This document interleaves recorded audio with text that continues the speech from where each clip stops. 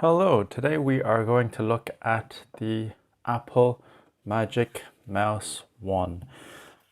This is the first version that we're going to look at. We'll do some comparisons to the Apple Magic Mouse 2, but I do not have that.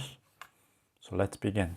The Magic Mouse 1 is a battery eater.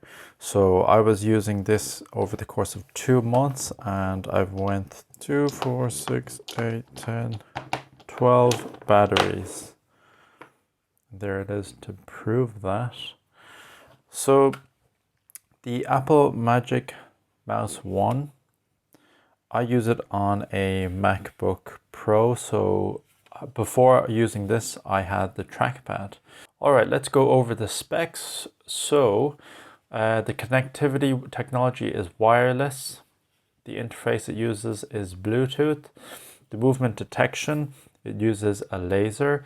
The hand orientation, you can use it for left or right hand. There, it's perfectly symmetrical. It's perfectly symmetrical, so you can use it for left or right.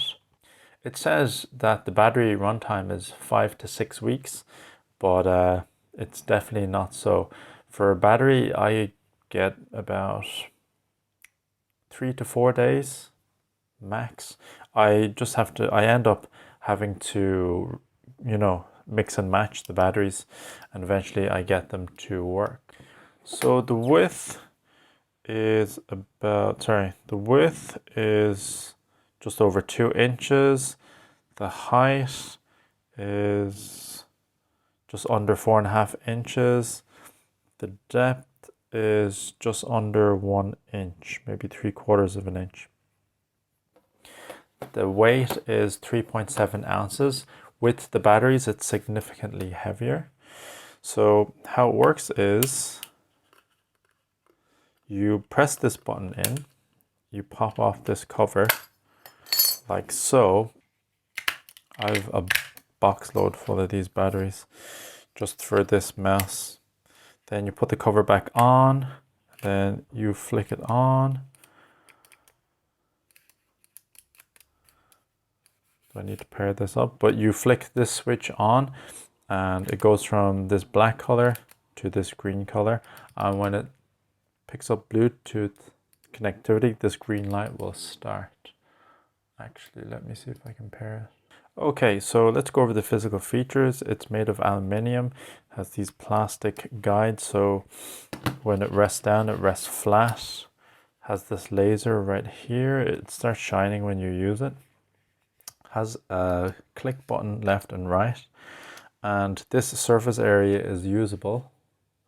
So there's the multi-touch gestures. If you use the double tap, there's the swipes. Oh yeah, to go back and forth with the pages. You can use this to look at what desktops you have. I'll go through the... Okay, so let's look at the multi-gestures. So you have your button click, so you have your left click, your right click. You have your scroll, so if you go anywhere in here, you can actually scroll up and down. For left and right, it doesn't work for me. Maybe it's just up and down. For Smart Zoom, you double tap with one finger to go in and then double tap to go back out. If you double tap with 2 fingers, it goes into mission control. And if you swipe like so on the trackpad, it's to switch between full screen apps. So you swipe left with your 2 fingers, left and right. And for swiping between pages, you use the left and right, like so. The stuff that it's missing is the triple finger touch. You cannot do triple finger touch with this. And you can't do any no pinches on this, which is quite annoying. Okay, next we'll compare to the Magic Mouse 2, which I don't have, but I've done some research. And the pros for the Magic Mouse 2 is it has a lithium-ion rechargeable battery, so you don't have to go through all these batteries. It has the same multi-touch surface. It's good for both left and right hands. There is a Lightning USB cable that's around here on the Magic Mouse 2 where you can use to recharge. The cons for the Magic Mouse 2 is that you can't plug it in and use it at the same time. That's the main difference between the Magic Mouse 1 and 2, is whether you use AA batteries or use the rechargeable battery. So the pros, it uses the multi-touch gestures. There's no moving parts. It's just all based on this trackpad on the top here. It uses wireless Bluetooth. It's sensitive and accurate. Some cons are that compared to the trackpad, it's not made proper use of this multi-touch. The next con is that the Magic 2 anyway is about twice the price of a normal mouse. So you're gonna have to invest in this. You can't kind of try it out. You gotta, say that, oh, I want one of these.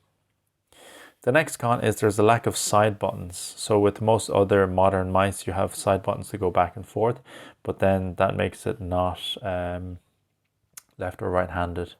It's good enough to use, but if you have quite large hands, it's very difficult to orient. So if I was naturally holding it, most of the surface area that I have is to use as the top area here. In order to use the trackpad, I need to push back, so I'm holding on just, by the tips there in order to use the trackpad. So I don't like that I have to move that position. It's not handy for me. Also, sometimes when you need to pick up the mouse, sometimes I find it difficult to pick up because it's so skinny compared to my finger, so it tends to slip.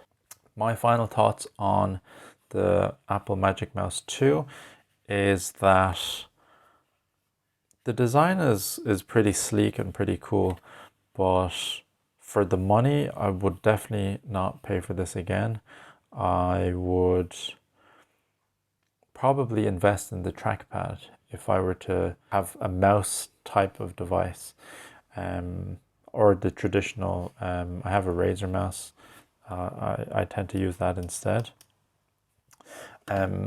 Also, ergonomically, it looks cool, but it doesn't fit. Like, you can't rest your hand. You're always slightly raised. Like, the gap here is very significant, and get fooled and use it backwards. But final thoughts is that, yeah, I wouldn't recommend this for Mac users. If you have a trackpad, I'd say use that.